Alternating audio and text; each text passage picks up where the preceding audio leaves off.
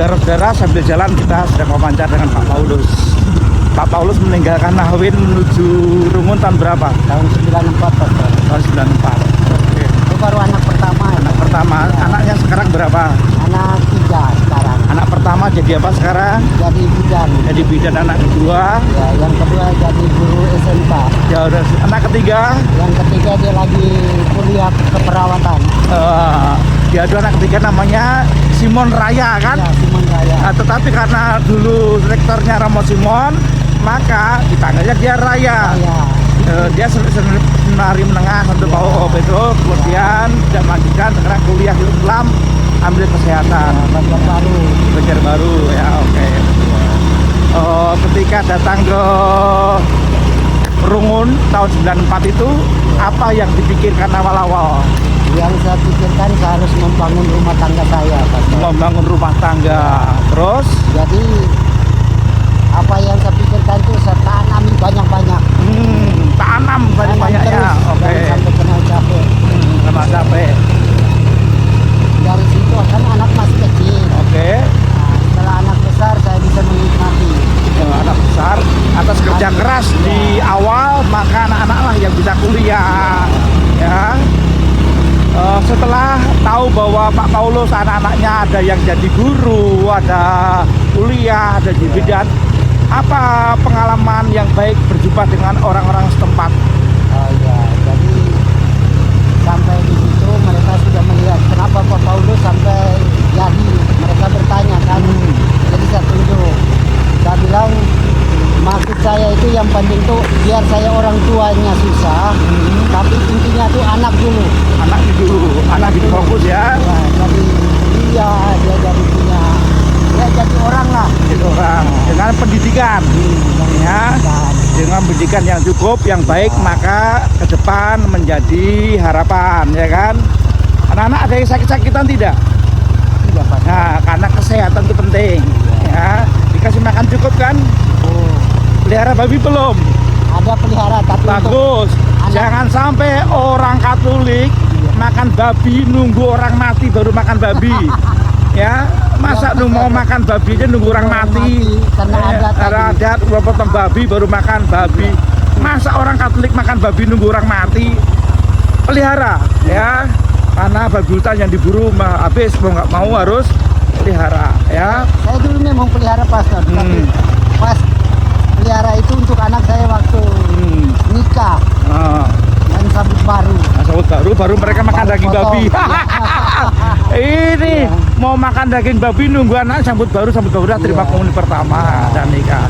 Ayo umat Rungun pelihara babi ya supaya gizi baik, anaknya sehat, sekolah. Lalu ada nggak anak-anak kita umat Rungun itu berkelahi dengan tetangga-tetangga? Tidak pernah. Nah, itu penting karena di dalam hati orang Katolik harus terpancar hati yang baik. Hati yang baik itu ukurannya apa? Ukurannya adalah tentu kebaikan yang diajarkan oleh Yesus, ya toh? Iya. Itu. Hati yang baik sesuai dengan ajaran Yesus. Anak-anak sehat, makan cukup, bergizi, sehingga tumbuh dengan baik, lalu belajar, akhirnya bisa dikatakan menyongsong masa depan lebih baik. Nah, jangan lupa tanah-tanah yang ada tanami, tanah-tanah nanti kalau ayo ke rumah kakek, rumah kayak apa ada durian. Nah itu kan jadi daya tarik tersendiri ya. Dan kalau dari saya itu saya intinya tuh anak dulu. Intinya anak ya.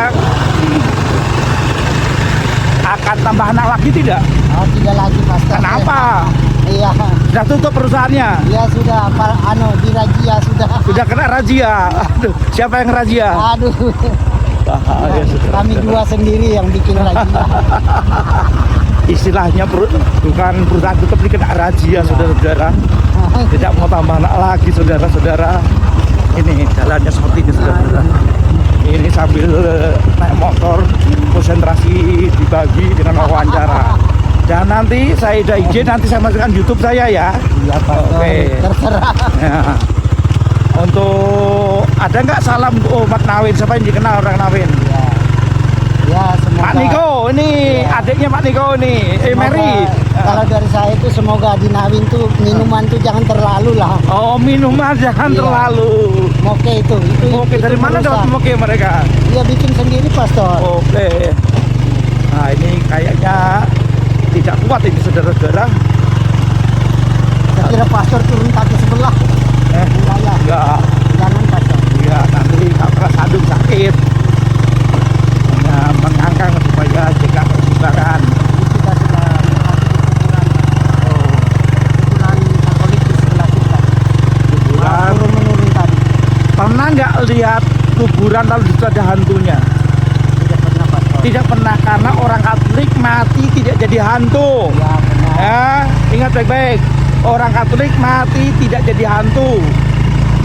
Aneh-aneh saja ada orang bilang saya lihat itu, lihat apa? Lihat setan, iya ya. Setan itu bisa menyerupai siapa saja, ya. Tapi orang Katolik mati tidak jadi hantu. Benar. Ya, ingat catat baik-baik ya. Karena apa kita doakan siang malam, tiap hari misa itu berdoa untuk setiap arwah orang beriman. Kalau saya itu yakin tuh Tuhan Yesus selalu melindungi. Nah, Bunda Maria selalu mendekat. Kalau istri saya tuh awal dari Islam pastor.